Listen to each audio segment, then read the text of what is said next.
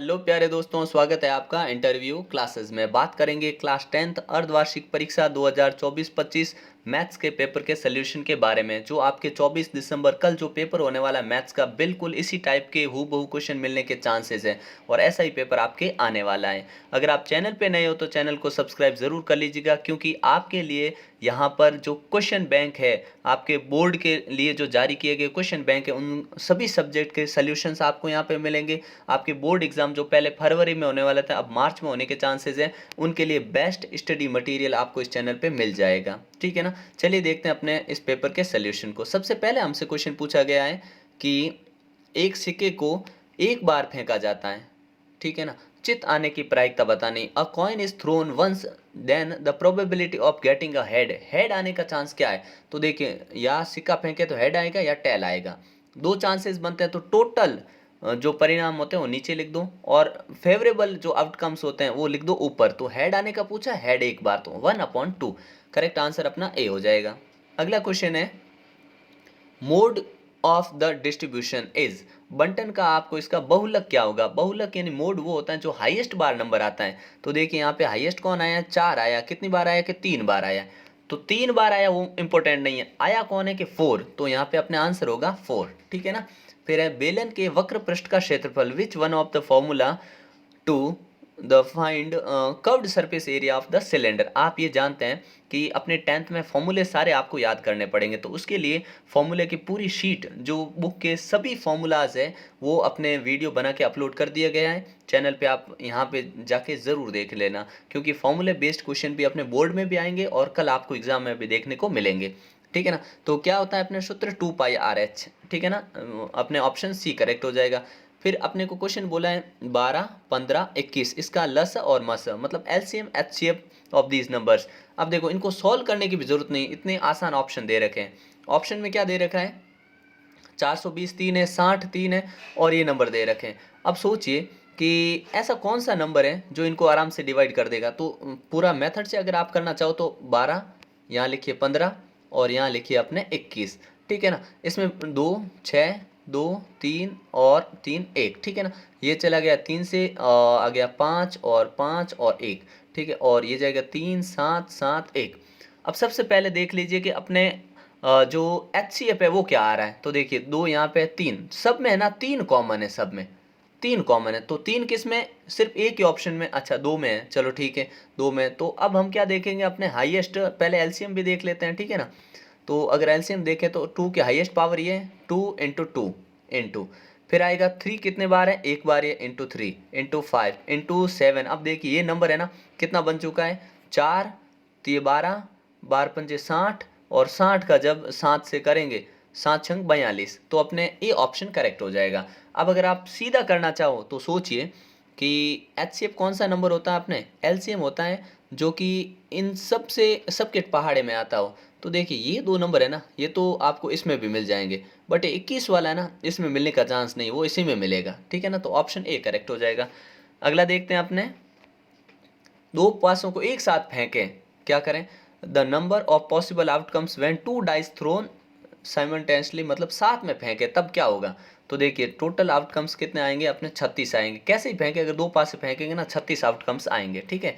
अगला है T square minus 15 शून्यांकों की संख्या, नंबर ऑफ जीरोस। देखिए जितनी ऊपर पावर होती है ना, जैसे एक्स की पावर 3 लिखा तो एक्स के 3 आंसर पॉसिबल है, तो यहाँ पे अपने 2 बी ऑप्शन करेक्ट हो जाएगा।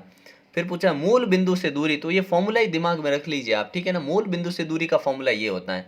ठीक है। क्योंकि मूल बिंदु में एक कोऑर्डिनेट 0,0 होते हैं। अगर इसमें फॉर्मूले में वैल्यू रखें, जो हम डिस्टेंस निकालते हैं, दूरी निकालते हैं, तो लास्ट में यही बचेगा अपने पास। ठीक है।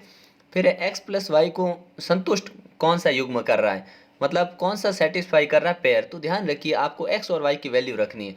तो अगर मैं यहाँ पे दोनों ही 2 2 रख दूँ तो 5 नहीं बनेगा, 2 और 3 रख दूँ तो बन जाएगा। तो अपना ऑप्शन बी करेक्ट हो जाएगा। ठीक है। फिर अगला क्वेश्चन देखते हैं, कौन से मूल वास्तविक होंगे। तो यहाँ पे थोड़ा क्वेश्चन में मिसप्रिंट है, या तो नॉट लिखना था या फिर इसमें एक ऑप्शन हटाना था। क्यों? क्योंकि ये भी वास्तविक है, रियल है रूट इसमें भी, और इसमें भी रियल रूट है। ठीक है ना। इसमें समान मूल होते हैं, इसमें भिन्न भिन्न मूल होते हैं। ठीक है। इसमें नॉट रियल है। ठीक है, वास्तविक नहीं होते हैं।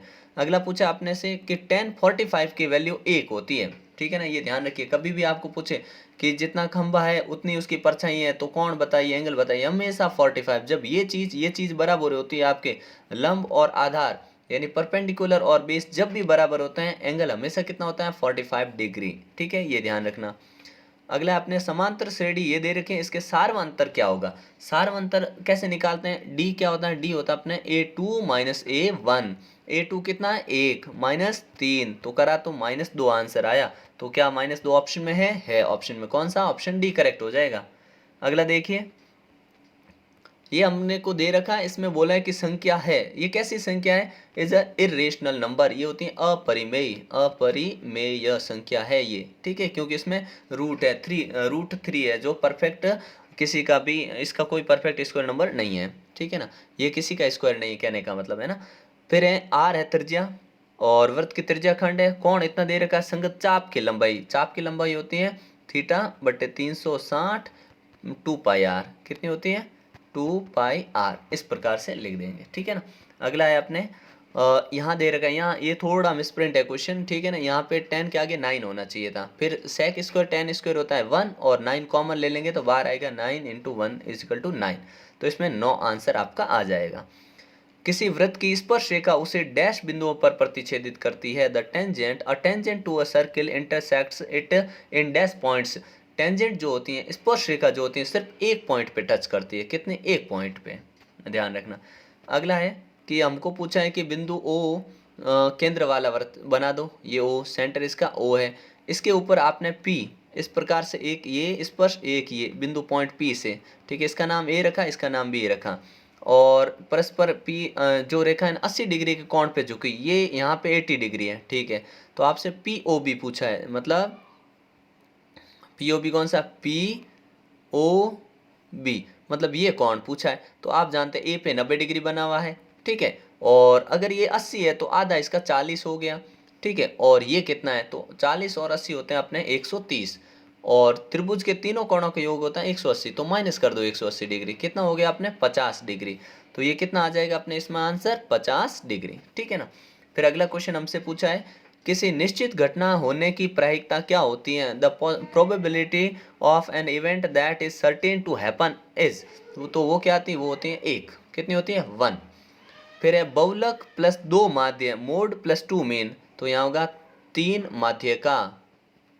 माध्य का लिख देंगे, 3 माध्य का यानी 3 मीडियन। ठीक है ना, ये ध्यान रखिएगा। अगला देखते हैं क्वेश्चन अपने, दो चरों वाले समीकरण का एक अद्वितीय हल होने की शर्त क्या है।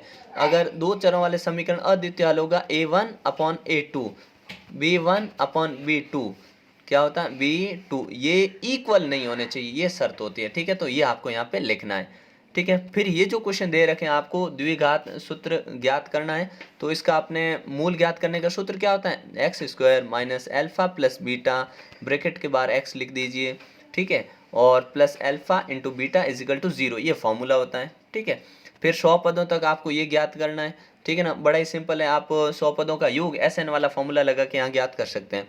दो समरूप त्रिभुजों की भुजाओं में क्या संबंध होता है, ये भी आप लिख सकते हैं आराम से। ये जो नीचे वाले क्वेश्चन है ना, इनकी आपको एक बार प्रैक्टिस कर लेनी, मोस्ट रिपीटेड क्वेश्चन ये हैं। ठीक है ना, ध्यान रखिएगा इनको। और यहाँ पे पूछा आपको ये दोनों भुजाएं बराबर है, और ये पूछा थीटा कोण, ये 90 दे रखा, तो ये 45 दोनों होंगे। ठीक है ना, ये तो कॉमन सी चीज़ है। ठीक है, और ये ज़्यादा मुश्किल कार्य नहीं है, इन क्वेश्चंस को आप कर सकते हैं, जो आपके लिए पेपर अपलोड किए गए हैं उनसे आप इनकी प्रैक्टिस कर सकते हैं। एक बार इन सभी क्वेश्चंस को आपको सॉल्व जरूर कर लेना है। अगर आपको दिक्कत आती है तो आप कमेंट सेक्शन में लिख सकते हैं। ठीक है ना, यहाँ से ये जो क्वेश्चन पूछे हैं जिसमें ये दूरी पूछी गई आपको निकालनी है, तो आप जानते हैं इसको मान लीजिए x, तो x/7.2 = 1.8 × 5.4। अब इसका सॉल्व कर लेना है आपको। ठीक है ना, इस प्रकार से कहने का मतलब इजी क्वेश्चन है, और ये बार बार रिपीट होने वाला क्वेश्चन है जो आपको एग्जाम में देखने को मिलेगा, और ये भी बहुत ही इंपॉर्टेंट क्वेश्चन है। ठीक है ना, इसका ध्यान रखिएगा, ये क्वेश्चन आपको एग्जाम में देखने को मिलेंगे। फिर ये बड़े क्वेश्चंस में हैं जहाँ से आपको 2-2, 3-3 नंबर के क्वेश्चन पूछे जाने वाले हैं, और इस प्रकार का आपके पेपर आने वाला है। इनको एक बार ज़रूर से सॉल्व कर लीजिएगा ताकि आपका पेपर क्या है, बहुत ही शानदार हो। ठीक है ना, तो मिलते हैं नेक्स्ट पार्ट में, तब तक के लिए जय हिंद, जय भारत।